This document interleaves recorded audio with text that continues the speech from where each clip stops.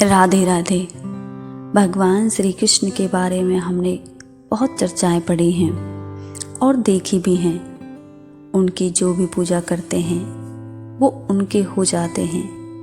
ये है उनकी भक्ति की कहानी। भगवान श्री कृष्ण को किसी ने भाई बनाया, किसी ने पति बनाया, किसी ने सखी बनाया और किसी ने बेटा बनाया। भगवान श्री कृष्ण को जिसने जो भी बनाया वो उसी रिश्ते में बंध गए। भगवान श्री कृष्ण कहते हैं कि यदि आप इस संसार के नातों से दुखी हैं तो मुझे आप वो रिश्ता देकर आप मुझे अपने पास बुला सकते हैं। मैं हर वो रिश्ता पूरा निभाऊंगा जो तुम्हें चाहिए। भगवान अपने भक्तों से यह कहते हैं कि जब तुम मुझसे रिश्ता बना रहे हो तो निभाओ भी। और जब कोई भगवान श्री कृष्ण से रिश्ता बनाकर निभाता नहीं है तब उसका हाल कुछ अलग ही होता है। मैं अपने मुख से क्या बयां करूं, क्योंकि जब हमें संसार के रिश्ते तकलीफ देते हैं तो उसके पास जाते हैं, पर जब ठाकुर जी को तकलीफ देते हैं तो ठाकुर जी भी उसी तरह नाराज होते हैं और फिर हमें भी उनको नाराजगी का हर्जाना भरना पड़ता है। और यदि कोई भगवान से अपना रिश्ता निभाता है तो भगवान उसे अपना सब कुछ मान लेता है। भगवान श्री कृष्ण कभी उसका हाथ नहीं छोड़ते। अब लड्डू गोपाल एक छोटे बच्चे के रूप में हैं। उनका हमें ध्यान भी उसी तरह रखना होता है जैसे हम अपने बच्चों का रखते हैं। लड्डू गोपाल को आपने ले लिया और आप उनकी सेवा नहीं कर रहे हैं तो उन्हें ऐसे ही पटक दिया इधर उधर, तो समझ लो वो आपको कभी माफ नहीं करेंगे, क्योंकि वो उनका बाल स्वरूप है। इसीलिए उन्हें सेवा की जरूरत है। कई लोग तो उन्हें देखा देखी ले आते हैं।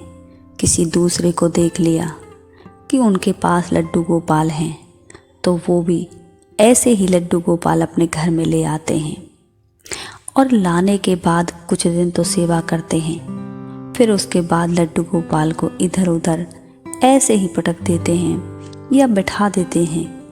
कहने का मतलब ये है कि उनकी सेवा नहीं करते, उन्हें एक खिलौना मात्र समझकर कभी कहीं बस ऐसे ही बिठाते रहते हैं। इसका परिणाम ये होता है कि भगवान हमें इस बात की सजा दे सकते हैं। भगवान को भी क्रोध आता है। यदि आप भगवान की सेवा नहीं करोगे तो उन्हें क्रोध नहीं आएगा? क्या उन्हें अच्छा लगेगा? लड्डू गोपाल को सबसे ज़्यादा माखन मिश्री पसंद है। वो उसी से राजी रहते हैं। उन्हें सुबह माखन मिश्री का भोग लगाना चाहिए। मैं एक ऐसी सच्ची घटना आपको बताती हूँ, पर लोग कहते हैं कि ये बनाई हुई घटना है, कहानी है, सच्चाई नहीं है, पर यह हकीकत है। कोई थे जिन्हें मैंने देखा था। वो लड्डू गोपाल की बहुत पूजा किया करती थी। उन्हें नहलाना, बहुत श्रृंगार करना, भगवान को खूब लाड लड़ाना, बहुत प्रेम करना, बिल्कुल एक बच्चे जैसे भगवान की काफ़ी भक्त बन गई थी। भगवान की पूजा में अपना सारा समय व्यतीत कर देती थी। फिर उन्हें क्या हुआ, भगवान की पूजा करना उन्होंने अचानक छोड़ दिया। फिर वो लड्डू गोपाल की पूजा बच्चों से कराने लगी। कभी बच्चों से कहती भोग लगा दो, कभी बच्चों से कहती नहला दो।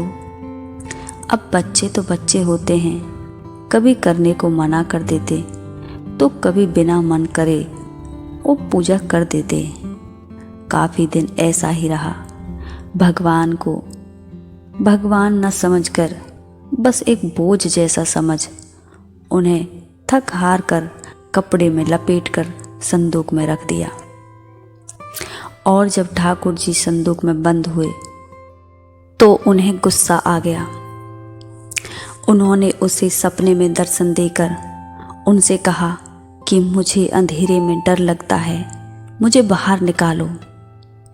बिल्कुल एक बच्चे जैसे संदूक में उस लेडी को वो दिखाई दिए।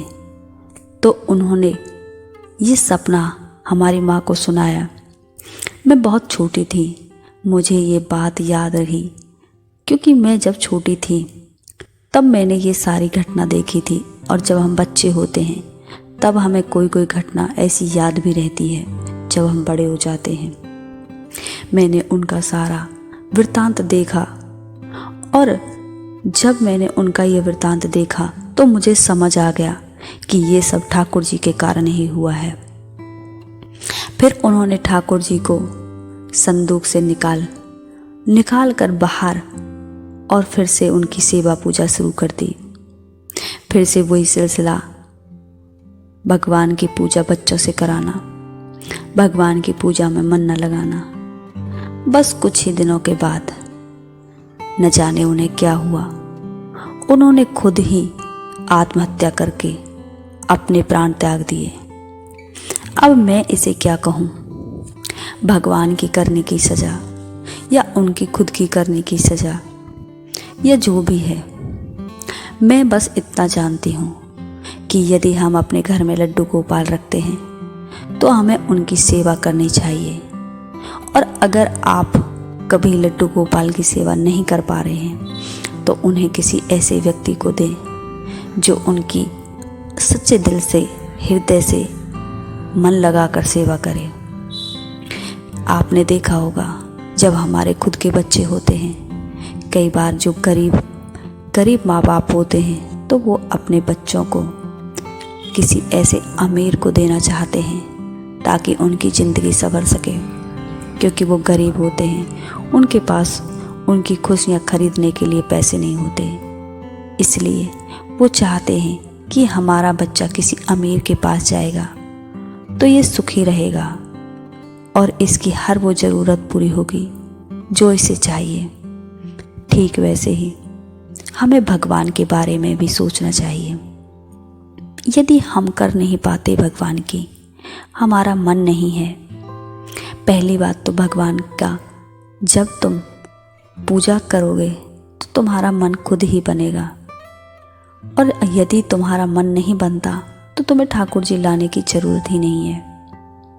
और फिर भी आप दूसरों की देखा देखी ले आए हो और उसके बाद तुम्हारा खुद का मन भगवान की सेवा में नहीं लगता, तो तुम उन्हें किसी ऐसे को दे सकते हो जो भगवान से बहुत प्रेम करता है और भगवान को लाने की इच्छा रखता है। आप ऐसे किसी भी इंसान को भगवान को दे सकते हो। इससे आपको पाप भी नहीं लगेगा, इससे आपको पुण्य ही लगेगा। भगवान की सेवा वहाँ अच्छे से होगी, वो आपसे अच्छा उनका ख्याल रखेगा। भगवान श्री कृष्ण बाल स्वरूप में इसीलिए हमारे घर आते हैं कि हम उनकी अपने परिवार जैसे सेवा कर सकें, अपने परिवार का एक हिस्सा बनाकर उन्हें अपने घर में रख सकें। उन्हें भगवान ना समझकर उन्हें अपना वो रिश्ता दिया जाता है जो हमारे रिश्ते हमसे छूट जाते हैं। हम उन्हें अपने बच्चे के रूप में पूजते हैं तो एकदम बच्चे जैसे रखते हैं। यदि हम उन्हें अपना भाई मानते हैं तो उन्हें एकदम भाई जैसा सम्मान देते हैं। और बहुत से लोग उन्हें सखा भी मानते हैं, सखा जैसा उनके साथ व्यवहार करते हैं। उनके साथ वही अटखेलियाँ, उनके साथ माखन चोरी, ये सारी लीलाएं ब्रज में होती हैं। और मैं ऐसे कई लोगों को जानती हूँ जो भगवान के साथ ये सारी लीलाएं करते हैं। भगवान श्री कृष्ण का नाम लड्डू गोपाल कैसे पड़ा? भगवान के एक भक्त थे कुंभन दास। एक पुत्र रघुनंदन था। कुंभन दास हर वक्त श्री कृष्ण की भक्ति में लीन रहते थे और पूरे नियम से भगवान की पूजा और सेवा किया करते थे। वे उन्हें छोड़कर कहीं नहीं जाते थे ताकि उनकी सेवा में कोई कमी नहीं आए। एक दिन वृंदावन में उनके लिए भागवत करने का न्योता आया। भगवान श्री कृष्ण की भक्ति में लीन रहने के कारण पहले तो कुम्भनदास ने मना कर दिया, लेकिन कुछ सोच विचार कर बाद में वे कथा में जाने के लिए तैयार हो गए। उन्होंने सोचा कि भगवान की सेवा की तैयारी करके वे रोजाना कथा करके वापस लौट आएंगे, जिससे भगवान का सेवा नियम भी नहीं छूटेगा। उन्होंने अपने पुत्र को समझा दिया कि वे भोग तैयार कर चुके हैं, तुम्हें बस ठाकुर जी का भोग लगाना है। इसके बाद वो चले गए। कुम्भनदास के पुत्र रघुनंदन ने भोजन की थाली कृष्ण के सामने रखी और सरल मन से आग्रह किया कि ठाकुर जी आओ और भोजन खा लो, भोग लगा लो। उसके बाल मन में यही छवि थी कि वे आकर अपने हाथों से भोजन करेंगे, जैसे हम सभी करते हैं। उसने बार बार आग्रह किया, लेकिन भोजन तो वैसे का वैसा ही रखा था। अब रघुनंदन उदास हो गया और रोते हुए पुकारा कि हे कृष्ण, आओ और भोग लगाओ। कहते हैं जो हृदय से भगवान को पुकारता है तो भगवान जरूर आते हैं, उन्हें आना ही पड़ता है। रघुनंदन की इस पुकार के बाद भगवान श्री कृष्ण ने बालक का रूप धारण किया और उसके पास भोजन करने बैठ गए। जब कुम्भनदास ने घर आकर रघुनंदन से प्रसाद मांगा तो उसने कह दिया कि ठाकुर जी ने सारा प्रसाद खा लिया। कुम्भनदास को लगा बच्चे को भूख लगी होगी, इसीलिए वे सारा भोजन खा गया। लेकिन अब तो ये रोज की कहानी हो गई थी। अब कुम्भनदास को शक होने लगा, तो उन्होंने एक दिन लड्डू बनाकर थाली में रखे और छुपकर देखने लगे कि रघुनंदन क्या करता है। रघुनंदन ने रोज की तरह भगवान श्री कृष्ण को पुकारा तो वे बालक के रूप में प्रकट होकर आए और लड्डू खाने लगे। यह देखकर कुम्भनदास दौड़ते हुए भगवान के चरणों में आकर गिर पड़े और विनती करने लगे। उस समय श्री कृष्ण के एक हाथ में लड्डू और दूसरे हाथ वाला लड्डू मुख में जाने ही वाला था कि वे एकदम मूर्ति हो गए। उसके बाद से उनकी इसी रूप में पूजा की जाती है और वे लड्डू गोपाल कहलाने लगे। जय श्री कृष्णा। आज की वीडियो में सिर्फ इतना ही।